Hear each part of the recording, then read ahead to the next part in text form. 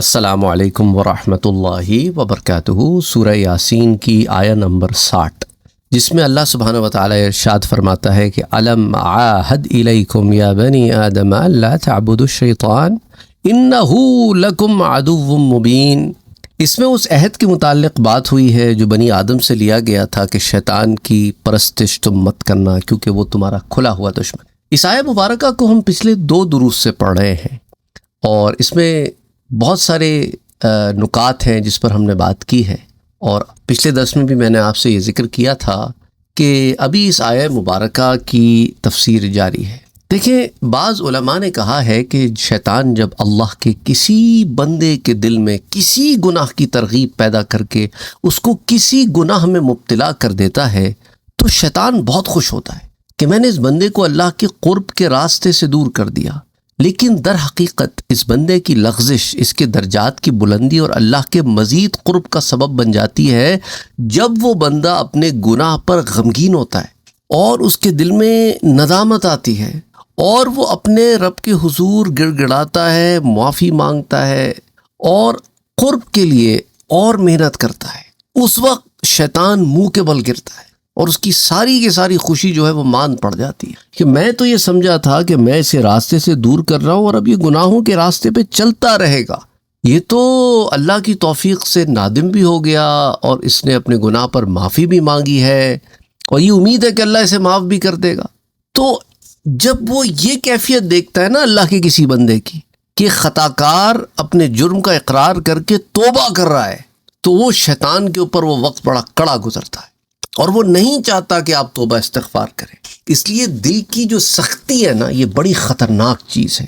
گناہ کر کے دل کا سخت رہنا، کیا who cares، کیا ہوتا ہے؟ کچھ نہیں ہوتا، سب کر رہے ہیں، میں نے بھی کر لیا تو کیا بڑی بات ہے کہ اللہ سبحانہ وتعالیٰ بس یہی ہے کہ ہماری ان چھوٹی چھوٹی گناہوں کے کو لے کے بیٹھا رہے گا۔ یہ سارے وساوس شیاطین کی طرف سے آتے ہیں کہ بے شک اللہ قرآن میں فرماتا ہے کہ ان اللہ یحب التوابین، کہ اللہ توبہ کرنے والوں سے بے شک بہت محبت فرماتا ہے۔ تو یوں اللہ کے نیک بندوں سے شیطان گناہ کرانے کے بعد بھی ناکام اور ذلیل و خوار ہوتا ہے، کیونکہ گناہ سرزد ہونے کے بعد وہ اس گناہ پر بہت زیادہ توبہ استغفار کرتے ہیں۔ اور ایک اور وجہ اس کی یہ بھی ہے کہ دیکھیں، اپنی اس لغزش کی وجہ سے ان کا دل ٹوٹ جاتا ہے کہ یار یہ میں نے کیا کر دیا، کھاتا اپنے رب کا دیا ہوں، رہتا اس کی دھرتی پہ ہوں، ساری چیزیں وہ میری پوری کرتا ہے، قانون بھی اس کا توڑ رہا ہوں، یعنی مجھ سے بڑا بغیرت پھر کون ہوگا۔ اچھا، مالک بن دینار رحمۃ اللہ علیہ روایت کرتے ہیں کہ سیدنا موسیٰ علیہ السلام نے کہا کہ یا رب، اے میرے رب، میں تجھے کہاں تلاش کروں؟ تو فرمایا مجھے ٹوٹے ہوئے دلوں کے پاس تلاش کرو۔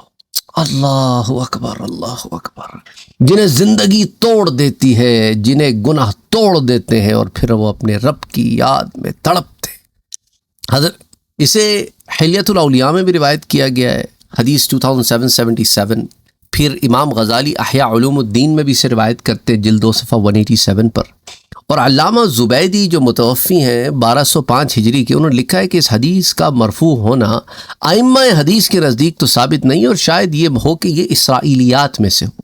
اور اتحاف السادہ المتقین کی جلد 6 صفحہ 290 پر بھی اسے بیان کیا گیا ہے۔ ایک واقعہ ہمارے استاد تھے، وہ ہمیں سنایا کرتے تھے، وہ کہتے تھے کہ مجنوں کے بارے میں تو تم جانتے ہو نا، ایک دن صحرا میں بیٹھا تھا اور لیلا کو یاد کیے رو رہا تھا۔ وہاں سے ایک مسلمانوں کی جماعت بھی گزری اور وہاں نماز کا وقت ہو گیا، تو انہوں نے نماز پڑھی۔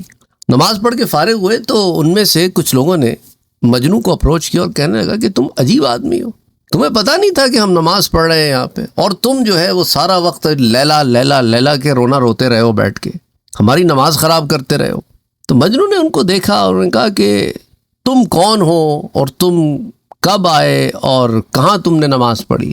انہوں نے کہا ہمیں آئے تھوڑی دیر ہوئی ہے، ہم نے یہاں نماز پڑھی ہے۔ انہوں نے کہا مجھے تو خبر نہیں ہوئی۔ انہوں نے کہا کیا مطلب؟ انہوں نے کہا دیکھو یار، بات سنو، میں لیلا کا عاشق ہوں اور لیلا کے عشق میں اتنا غرق ہوں کہ مجھے خبر نہیں کہ کون آیا اور اس نے کیا کیا۔ تم رب کے حضور کھڑے تھے اور تمہیں خبر تھی کہ یہاں مجنوں لیلا لیلا کر رہا ہے؟ کیسی عبادت کرتے ہو تم؟ اللہ اکبر، اللہ اکبر، اللہ اکبر۔ تو جو غرق ہوتے ہیں نا عبادت میں، انہیں پھر خبر نہیں ہوتی کہ کیا ہو رہا ہے، وہ مستغرق رہتے ہیں۔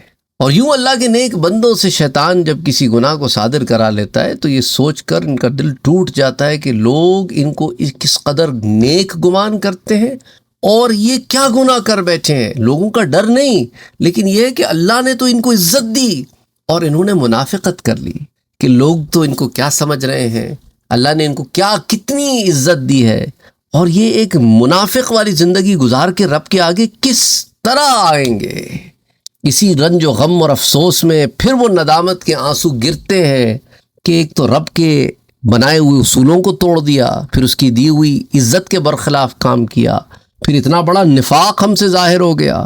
اس لیے دیکھو اللہ فرماتا ہے انما المؤمنون الذین اذا ذکر اللہ وجلت قلوبهم، کہ ایمان والے تو ایسے ہوتے ہیں جب اللہ کا ذکر کیا جائے تو ان کے دل خوف زدہ ہو جاتے ہیں۔ اولئک هم المؤمنون حقا، یہی سچے ایمان والے، لہم درجات عند ربہم، ان کے رب کے پاس ان کے درجات بہت بلند ہیں، ومغفرۃ، اور ان کے رب کے ہاں ان کے لیے بے پناہ مغفرت ہے، ورزق کریم، اور عزت کی روزی ہے۔ اللہ اکبر، اللہ اکبر، اللہ اکبر۔ اور غالباً اسی مرتبے کو عطا کرنے کے لیے اللہ نے انبیاء سے بطریق نسیان یا بطریق اجتہادی کوئی معاملہ فرما دیا کہ پھر انبیاء چونکہ ان کے درجات بڑے اعلیٰ اور اولیٰ ہوتے ہیں، وہ ایک چھوٹی سی کوئی ایسی نسیان پر بھی اللہ کے حضور ایسے اشک ندامت بہاتے ہیں، توبہ استغفار کرتے ہیں۔ دیکھیں آدم علیہ السلام سے بھول ہو گئی، اللہ نے یہ نہیں کہا کہ آدم سے گناہ ہو گیا، اللہ نے کہا آدم سے بھول ہو گئی۔ اور بھول بھی کیسے ہوئی کہ آدم عشق الہی میں ایسے غرق ہیں کہ جب شیطان نے کہا کہ تم اپنے رب سے دور ہو جاؤ گے تو انہوں نے کہا یہ تو میں برداشت نہیں کر سکتا، تو اس نے کہا آؤ پھر تمہیں کچھ چیزیں بتاتا ہوں کہ تم وہ کر لو تو پھر تم ہمیشہ جنت میں رہو گے، تم فرشتوں جیسے بن جاؤ گے، اور تمہیں ایک ایسا ملک عظیم عطا ہوگا جو تم سے کبھی نہیں لیا جائے گا۔ یہ قرآن میں ساری گفتگو موجود ہے۔ شاید میں نے آپ کو پہلے بتایا بھی ہو کہ شیطان نے کس ہیلے اور طریقے سے آدم علیہ السلام کو کنونس کرنے کی کوشش کی۔ یہ کوئی ایک دن کی کاروائی نہیں تھی، اور آدم علیہ السلام رب کی محبت میں ایسے غرق، تو انہوں نے کہا پھر کرنا کیا ہوگا؟ انہوں نے کہا کرنا کچھ نہیں، یہ پھل کھا لو اس درخت کا، اس لیے تو منع کیا اللہ نے تاکہ تم ملک نہ بن جاؤ، ملک لا یبلا نہ مل جائے تمہیں، کبھی نہ ختم ہونے والی بادشاہت، اور کہیں تم خالد نہ بن جاؤ، ہمیشہ رہنے والے، اس لیے منع کیا ہے کیونکہ پھر تمہارا امتحان یہی رہ جائے گا۔ تو جب کھا لیا تو پھر حق ظاہر ہو گیا، تو اس کے بعد اللہ نے پھر دعا بھی سکھا دی کہ ربنا ظلمنا انفسنا، اے ہمارے رب ہم نے اپنی جانوں پر زیادتی کر، وَإِن لَّمْ تَغْفِرْ لَنَا، اگر تو نے ہمیں نہ بخشا، تو نے ہمیں نہ معاف فرمایا، اور ترحمنا، اور ہم پہ رحم نہ فرمایا، لَنَكُونَنَّ مِنَ الْخَاسِرِينَ، تو ہم ضرور نقصان اٹھانے والوں میں سے ہو جائیں گے۔ اور حضرت موسیٰ علیہ السلام نے جب ایک قبطی کو گھونسا مارا، گھونسے مارنے سے کون مرتا ہے لیکن وہ مر گیا، سورہ القصص میں آتا ہے موسیٰ علیہ السلام نے کیا کہا، رب انی ظلمت نفسی فاغفر لی، اے میرے رب میں نے اپنی جان پہ زیادتی کر لی، سو تو مجھے معاف کر لے، تو مجھے معاف کر لے۔ فغفر له، تو اللہ نے انہیں معاف کر دیا، انہ هو الغفور الرحیم، بے شک وہی معاف فرمانے والا اور بہت رحم فرمانے والا ہے۔ یونس علیہ السلام اپنے اجتہاد سے اذن مخصوص سے پہلے ہی اپنی قوم سے چل پڑے، کہ جبرائیل علیہ السلام کے آنے کا انتظار نہ کیا بلکہ وہ چل پڑے کہ بھئی میعاد تو پوری ہو گئی، اب عذاب تو آئے گا۔ تو پھر اس کے بعد کیا ہوا، جب چلے تو کہا فَظَنَّ أَن لَّن نَّقْدِرَ عَلَيْهِ فَنَادَىٰ فِي الظُّلُمَاتِ أَن لَّا إِلَٰهَ إِلَّا أَنتَ سُبْحَانَكَ إِنِّي كُنتُ مِنَ الظَّالِمِينَ۔ انہوں نے گمان کیا کہ ہم ان پر ہرگز تنگی نہیں کریں گے، پھر انہوں نے تاریکیوں میں پکارا کہ اللہ تیرے سوا کوئی عبادت کا مستحق نہیں، تو پاک ہے، بے شک میں زیادتی کرنے والوں میں سے تھا۔ فَاسْتَجَبْنَا لَهُ وَنَجَّيْنَاهُ مِنَ الْغَمِّ، تو اللہ نے کیا کہا، ہم نے ان کی فریاد سن لی اور انہیں غم سے نجات دے دی۔ وَكَذَلِكَ نُنْجِي الْمُؤْمِنِينَ، اور ہم اسی طرح ایمان والوں کو نجات دیتے ہیں۔ تو انبیاء علیہ السلام اپنے زہد، اپنے تقوی، اپنی عبادت، اپنی ریاضت، اس کے اوپر کوئی اپنی تحسین اور خود ستائی نہیں فرما، بلکہ اللہ کے سامنے اس طرح جیسا کہ سورہ المائدہ میں آتا ہے لا علم لنا انک انت العلام الغیوب، ہم کسی چیز کا علم نہیں رکھتے، بے شک تو ہی تمام غیوب کا جاننے والا ہے۔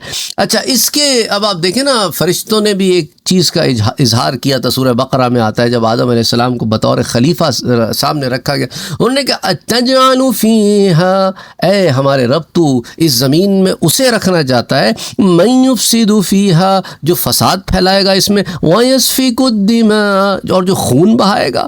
تو اس کے بعد جب فرشتوں نے پھر اپنے آپ کا جو اظہار کیا، انہوں نے پتہ ہے کیا، انہوں نے کہا وَنَحْنُ نُسَبِّحُ بِحَمْدِكَ وَنُقَدِّسُ لَكَ، اور اے ہمارے رب، ہمارا مقام تو یہ کہ تیری حمد کے ساتھ تسبیح کرتے، تیری پاکی بیان کرتے۔ انہوں نے تو اپنے آپ کا اظہار کر دیا، لیکن انبیاء علیہم السلام نے اللہ کے سامنے اپنے علم کا اظہار نہیں کیا کبھی، نہ اپنی عبادت و ریاضت کا ذکر کیا۔ اس لیے کہتے ہیں کہ دیکھو انسان، نسیان جو ہوتا ہے نا انسان سے، یہ انسان بھی بڑا خوبصورت ورڈ ہے، کبھی انسان پر غور کیا، انسان میں آنا سا بھی ہے کہ وہ مانوس ہے، اپنے رب کی محبت میں مستغرق ہے، اور اس میں نسیان بھی ہے کہ بھول بھی جاتا ہے، ایسا غرق ہو جاتا ہے کہ بھول جاتا ہے، اور اجتہاد ظاہری سے کبھی خطائیں بھی کر بیٹھتا ہے، لیکن پھر استغفار کرتا ہے، تواضع کرتا ہے، انکساری کرتا ہے، اللہ کے قرب اور اس کی محبت کو حاصل کرتا ہے۔ اللہ اکبر، اللہ اکبر۔ اس لیے اللہ نے کیا کیا، انبیاء کا مقام فرشتوں سے بہت اونچا رکھا کہ اللہ نے دیکھو نا، پہلے انسان کو شیطان کی عبادت اور اس کی اطاعت کرنے سے منع فرمایا، اس کے بعد اس کی وجہ بیان فرمائی، کیوں؟ کیونکہ وہ تمہارا کھلا ہوا دشمن ہے، بالکل اوپن، وہ تو چیلنج کر کے گیا۔ تو شیطان نے انسان سے جو دشمنی رکھی، اس کی ابتدا کب ہوئی؟ جب اللہ نے شیطان کو حکم دیا کہ وہ آدم علیہ السلام کو سجدہ کرے، اور آدم علیہ السلام کو فرشتوں سے زیادہ علم عطا فرمایا، ان کو مسجود ملائک بنایا اور خلیفہ بنایا۔ تو اب شیطان وہاں موجود تھا، اس نے ساری چیزیں دیکھی، لیکن اس کے باوجود بگڑ گیا۔ تو شیطان نے انسان کے ساتھ اپنی کھلی ہوئی دشمنی کا اظہار کرنے کے لیے رب تعالیٰ کے سامنے کیا کہا؟ سورہ الاعراف میں آتا ہے قال بما اغويتني لأقعدن لهم صراطك المستقيم، چونکہ تو نے مجھے گمراہ کر دیا، اس لیے میں قسم کھاتا ہوں کہ میں ضرور ان کے لیے تیرے سیدھے راستے پر بیٹھوں گا۔ لأقعدن لهم، میں ان کو گمراہ کرنے کے لیے بیٹھوں گا، صراطک المستقیم، سیدھی راستے سے ان کو گمراہ کرنے کے لیے بیٹھوں گا۔ ثم لآتینہم من بین ایدیہم ومن خلفہم وعن ایمانہم وعن شمائلہم ولا تجد اکثرہم شاکرین، اور میں ان سے چاروں طرف سے حملے کروں گا، اور تو ان میں سے اکثر کو شکر گزار نہیں پائے گا۔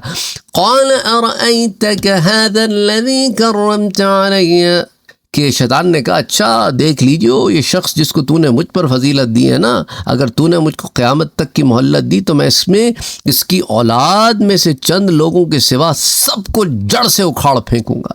لَأَحْتِكَنَّ ذُرِّيَّتَهُ إِلَّا قَلِيلًا۔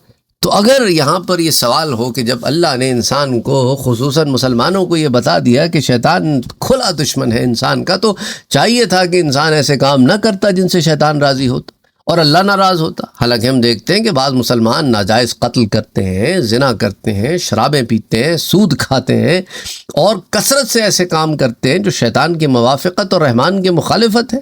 تو اس کا جواب پھر علماء نے یہ دیا، انہوں نے کہا دیکھو اللہ نے انسان میں بعض ایسی قوتیں رکھی ہیں تاکہ وہ ایسے کام کر سکے جس کے اندر آپ کہتے ہیں اس کا ڈیسیجن میکنگ پاور ہو۔ اگر وہ رائٹ راستے پر ہے تو وہ رائٹ ڈیسیجنز لیتا ہے، اور اگر رانگ پر ہے تو رانگ ڈیسیجنز لیتا ہے، اور پھر ان رانگ ڈیسیجنز کو جسٹیفائی بھی کرتا ہے۔ زنا کر رہا ہے لیکن زنا کو جسٹیفائی کرتا ہے، نام دے دیے boy friend girl friend, live in relationship, نام دے دیے نا، اور کیا گناہوں کی زندگی گزار رہے ہیں۔ پتہ ہے کہ مسلمان کا کافر سے، مشرک سے نہیں نکاح ہو سکتا، ہندو مسلمان کی شادی نہیں ہو سکتی، مسلمان عورت غیر مسلم سے نہیں بیائی جا سکتی، لیکن رہ رہی ہیں غیر مسلموں کے ساتھ، اور وہ کہہ رہے ہیں ساری چیز انسانیت ہوتی ہے، اور انسانیت سب سے بڑا دھرم ہے، اور فلانا، یہ اس طرح کے ٹائٹلز کے تحت گناہوں کے انبار لگائے ہوئے ہیں۔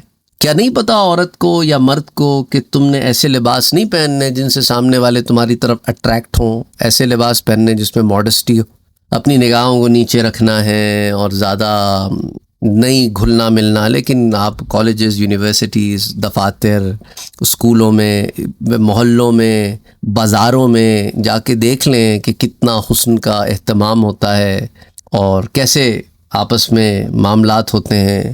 اور پھر جنس پرستی، ہمارے ہاں وہ لونڈے بازی، بچہ بازی جس کو کہتے ہیں ادھر افغانستان وغیرہ کے علاقوں میں، یہ کیا ہے غلاظت؟ نہیں پتہ ان کو یہ گندگی ہے، لیکن نہیں، کیے جا رہے ہیں. کہنے کو مسلمان ہیں، یہاں نمازیں بھی پڑھ رہے ہیں، وہاں بلو فلمز بھی دیکھ رہے ہیں، یہاں مسجد بھی جا رہے ہیں، وہاں پہ محلے میں نین مٹکے بھی ہو رہے ہیں، گناہوں کے دفاتر بھی کھولے ہوئے ہیں، گھر میں بیوی ہے، دفتر میں چکر بھی چلایا ہوا ہے، شادی شدہ عورت ہے لیکن باہر مردوں سے تعلقات ہیں، شادی شدہ مرد ہے باہر عورتوں سے تعلقات ہیں، شادی شدہ مرد شادی شدہ عورتوں سے تعلقات ہیں، شادی شدہ عورتیں کنوارے یا شادی شدہ مردوں سے تعلق. ایک عجیب آوا بگڑا ہوا ہے. ان کو پتہ نہیں کہ اچھائی کیا ہے، برائی کیا ہے، گناہ کے کرپشن، یونٹ چوری کرنا، کنڈے ڈالنا، لوگوں کو اوور بلنگ کرنا، لوگوں کو، شریف لوگوں کو دھر لینا، لوگوں کے موبائل چوری کر لینا، یہ سارے کیا ہے؟ یہ ان کو نہیں پتہ. ان کو کیا اچھے برے کی تمیز نہیں ہے؟ لیکن انہوں نے نفس کی پوجا کرنی شروع کر دی ہے. انہوں نے ضروریات کو خدا بنا لیا ہے، انہوں نے خواہشات کو خدا بنا لیا، انہوں نے آسائشوں کو خدا بنا لیا ہے، اور یہ اس میں ایسے ہو گئے ہیں مفلوج کہ ان کو پھر اچھے برے کی تمیز نہیں رہی. اب یہ اس کو جسٹیفائی کرنے کی کوشش کر رہے ہیں، لیکن جسٹیفیکیشن ہوگی نہیں، کیونکہ دیکھو اللہ نے فرمایا وَأَنِ اعْبُدُونِي، تمہارے پہ لازم یہ ہے کہ تم میری عبادت کرو. کیوں؟ کیونکہ ھذا صراط مستقیم، یہی تو سیدھا راستہ ہے. تو اس سے پہلی آیت میں کیا کہا؟ شیطان کی عبادت نہ کرو. اس آیت میں اپنی عبادت کا حکم دیا، فرق کو واضح کیا. یہ ایک طریقہ ہوتا ہے نا، آپ کسی کو کسی کام سے منع کریں تو دوسری رائے بھی بتائیں نا، دوسرا راستہ بھی بتائیں کہ بھائی دیکھو یہ غلط راستہ ہے، ٹھیک ہے، تو صحیح راستہ کیا ہے وہ بھی بتائیں تاکہ بات واضح ہو جائے. تو سیدھا راستے سے یہ مراد نہیں ہوتی اسٹریٹ پیتھ، سیدھا راستے سے مراد ہوتی ہے سچا راستہ، وہ راستہ جو کسی صحیح منزل کی طرف جاتا ہے. یہ نہیں کہ وہ اسٹریٹ راستہ ہوگا، مانا کہ اس کے اندر کوئی جھول نہیں ہوں گے، کوئی اتار چڑھاؤ نہیں ہوں گے، کوئی چیلنجز نہیں ہوں گے. نہیں، چیلنجز ہوں گے، لیکن وہ راستہ صحیح منزل کی طرف گامزن ہوگا، وہ مسافر کو اس کی منزل تک پہنچا دے گا. جبکہ شیطان کا راستہ وہ کسی صحیح منزل کی طرف تو نہیں پہنچائے گا، غلط منزل کی طرف پہنچا دے گا، جسے جہنم کا ایندھن کہتے ہیں. تو اللہ کی عبادت کیا ہے؟ اللہ سے اتنی محبت، اس کے اس عہد کا پاس، اس کو پورا کرنے کی کوشش، اس کی قائم کردہ، رب کی قائم کردہ حدود کی حفاظت. جب اللہ کسی آزمائش میں ڈالے تو شکایت نہ کرنا، عبادت کرنے سے غفلت نہ برتنا، اللہ نے جو نعمتیں عطا فرمائی اس پہ ناشکری نہ کرنا، کسی حال میں گناہوں کے راستے کو نہ چن لینا. تو کتنی چیزیں ہیں جو سیدھے راستے کی چیزیں ہیں. اللہ ہمیں ہدایت دے. وما علینا الا البلاغ.